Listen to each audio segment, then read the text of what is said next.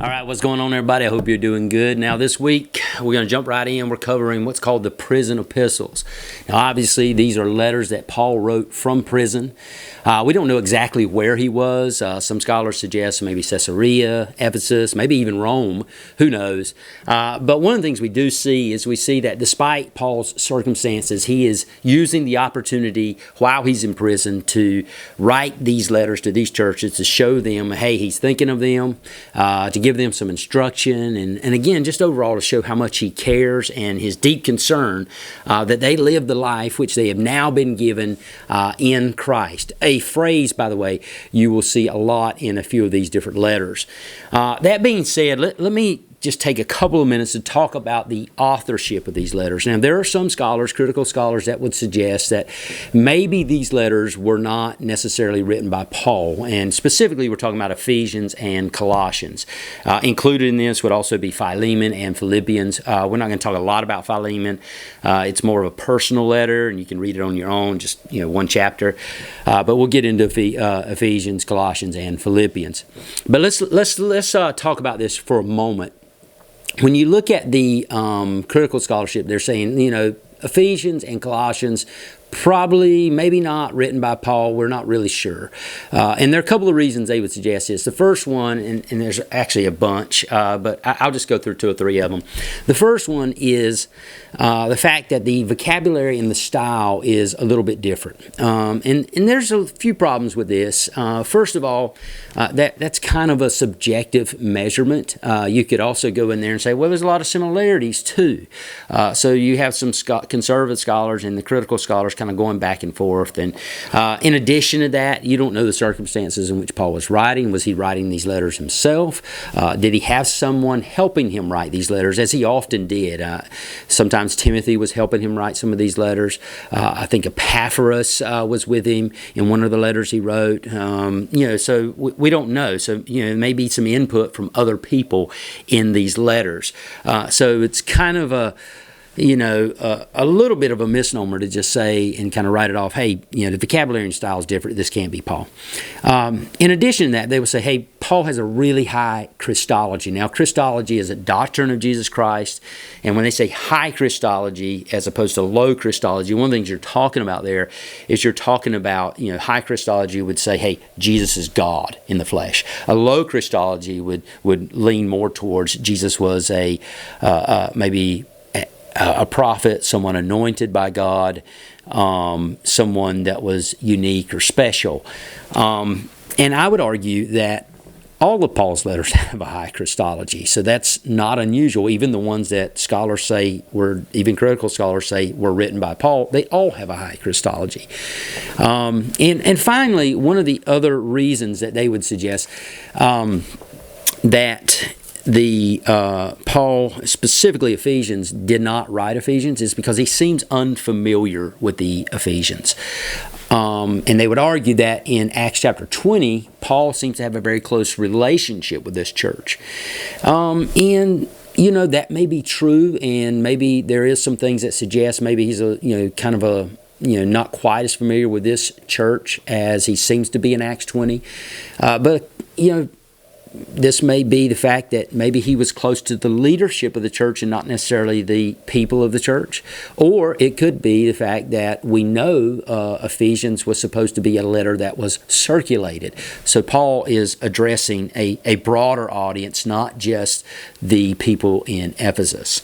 Now, that being said, let me take also this time to talk a little bit about the city of Ephesus itself before we get into Ephesians, then Philippians, and Colossians.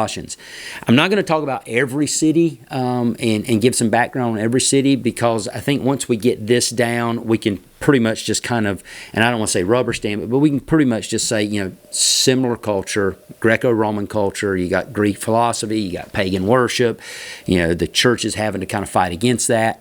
That's basically how it goes. But Ephesus in particular, you have what's called the Temple to Artemis or Diana.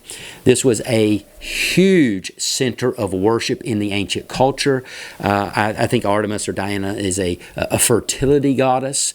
So some of the the ritual surrounding the worship of Diana included temple prostitution. A lot of times what would happen is, some prominent family or maybe even some slaves were sold into this cult practice, and this would basically be the path of their life. They would now be temple prostitutes.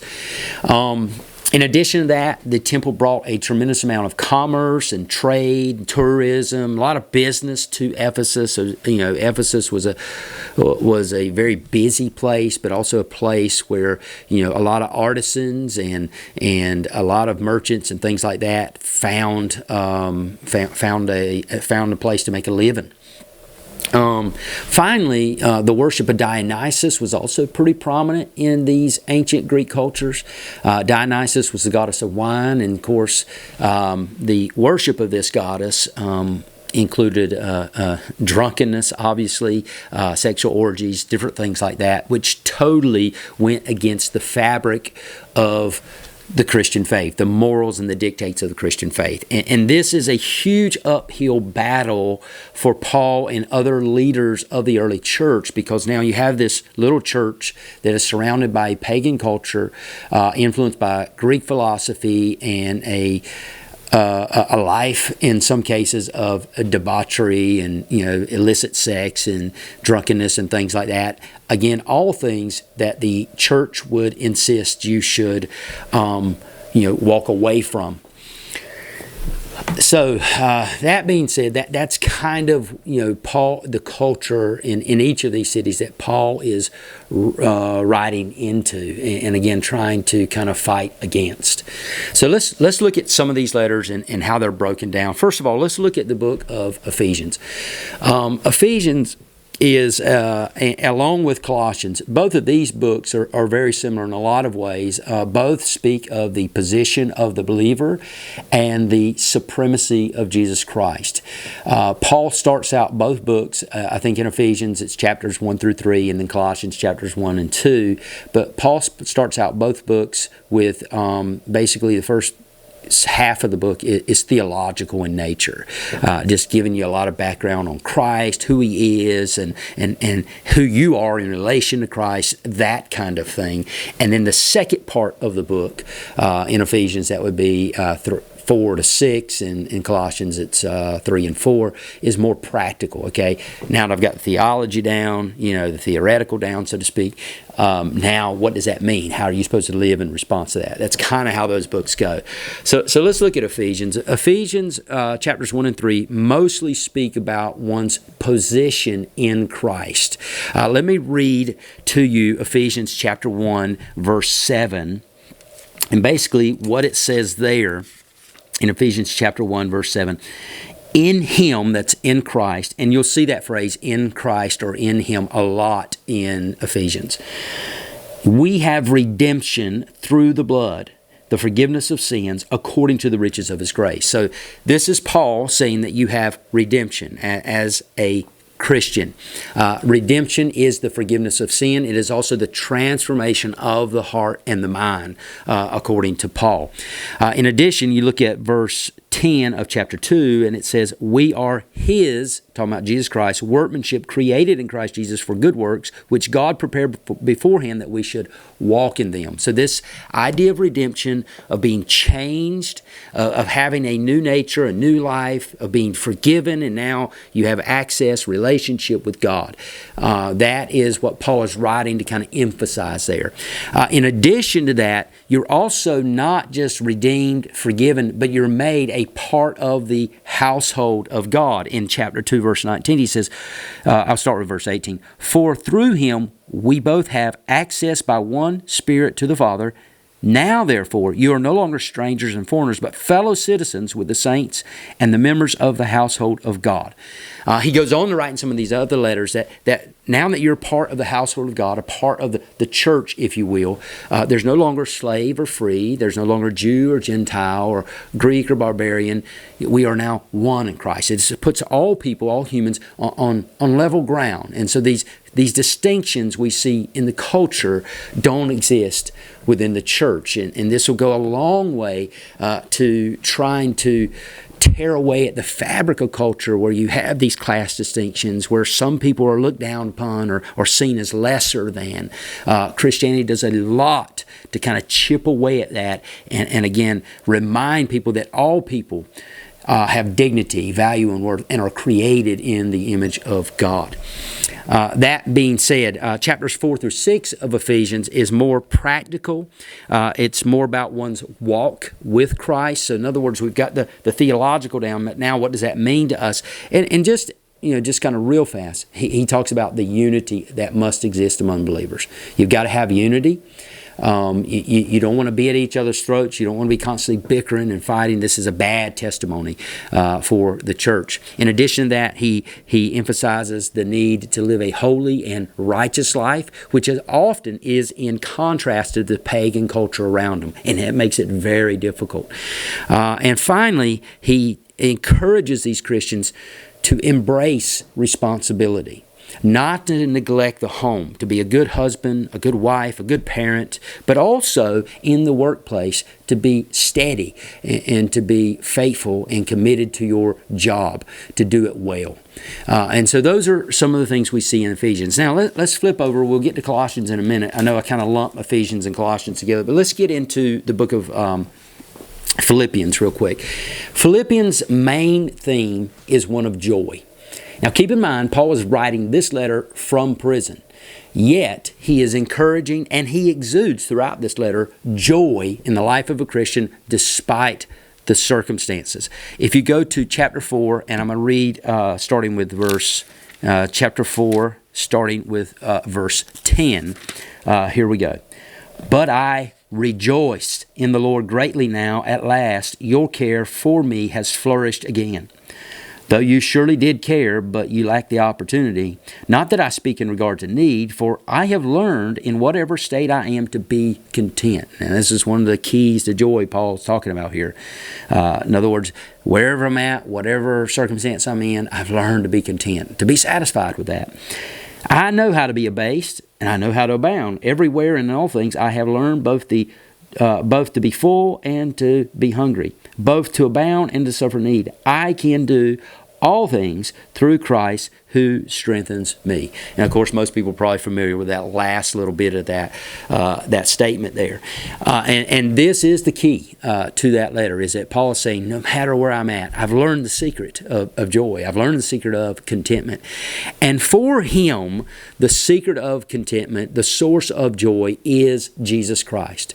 He knows if his relationship with Christ is secure, that he has peace that passes all understanding. He has that joy that the world and circumstances cannot take away. And here's how he puts it in chapter 3, verses 7, and I'm going to read for just a little while through 10. But what things were gain to me, these I have counted loss for Christ. Yet doubtless I count all things lost for the excellency of the knowledge of Jesus Christ my Lord, and have suffered the loss of all things, and do count them as rubbish. Now, this is a very polite translation. The actual translation from the Greek is dung. Paul is saying, I count all things as dung, that I may gain Christ, and be found in him, not having my own righteousness, which is of the law, but that which is through the faith in Christ, the righteousness which is from God by faith, that I may know him, and the power of his resurrection, the fellowship of his suffering. So Paul is saying the key to joy is knowing Christ. You could get everything this world has to offer, and Paul knows it will all fall short. He was a successful man before he became a Christian. In fact, he suffered the loss of status. He suffered the loss of worldly comforts, different things like that, in order to become a Christian. He gained nothing becoming a Christian, and he said, I've suffered the loss of all things, but I know Christ, and that's enough. And that's kind of the key to this letter. And one of the ways he suggests that we maintain that relationship, that knowing of Christ, is through prayer. He talks a lot about that in chapter 4, verse 6. He says, be anxious for nothing, but in everything, by prayer and supplication, with thanksgiving, let your requests be known to God. And the peace of God, which passes all understanding, will guard your hearts and minds through Jesus Christ. So Paul is saying you want to maintain that relationship with God through prayer, and then you can experience joy no matter what this world throws at you. Now, that leads me to the last book, Colossians. I'll try not to spend as much time on that, but Colossians, basically, again, it's got that similar format. The first couple of chapters is theological. The second couple of chapters is more practical in nature. And again, he speaks here, again, both Ephesians and Colossians both speak of the supremacy of Christ, the position of the believer. Colossians, he talks a lot about the supremacy of Christ and where Christ is. Let me read chapter 1, verse 15 for you here. He says, He, that is Christ, is the image of the invisible God, the firstborn over all creation. For by him all things were created that are in heaven and that are on earth, visible and invisible, whether thrones or dominions or principalities or powers. All things were created through him and for him. He is before all things, and in him all things consist. So this is the supremacy of Christ. He is above all things. That being said, that means that we have a responsibility as Christians, Paul is saying, to live in submission to that God. And that is where, by the way, Paul would suggest your best life is found. And so then he gets into, in the second half, the position of the believer. If you read chapter 3, he says, if then you are raised with Christ. So in other words, we've got Christ who is seated in heavenly places. So if we are raised with Christ, if we are in those heavenly places with him, seek the things which are above. Set your mind on things above. This is verse 2 of chapter 3. Not on the things of the earth. For you died, and your life is hidden with Christ in God. When Christ, who is our life, appears, then you will also appear with him in glory. And then Paul goes on to say in chapter 3 that we as Christians ought to put off the old man, take it off, and put on the new man. That there's a different way in which we are expected to live. And like Ephesians, he basically emphasizes the importance of making sure that you're faithful to your family and making sure you do your job well, that you get along with people, generally speaking, that you're a good citizen in society, all those kinds of things to reflect the character, the love, the nature of Christ, who is above all things. And so that's kind of the background, or that's kind of the outline there of Colossians. So I hope this helps, and I'll just let you read Philemon for yourself. It's basically what's going on there is Paul's writing a personal letter to a friend of his who had a slave, unfortunately, that ran away, and Paul is basically telling Philemon, you need to forgive the slave. He is now a brother in Christ. It's not like you're above him. And again, this is one of those, subtle ways Christianity starts chipping away at the fabric of society. This is one of the major fabrics of society, slavery during that time. And Paul is basically saying you can't treat this guy continually as a slave. So I just let you read that, do some of your own research on that, and hope this all helps. And let me know if you have any questions.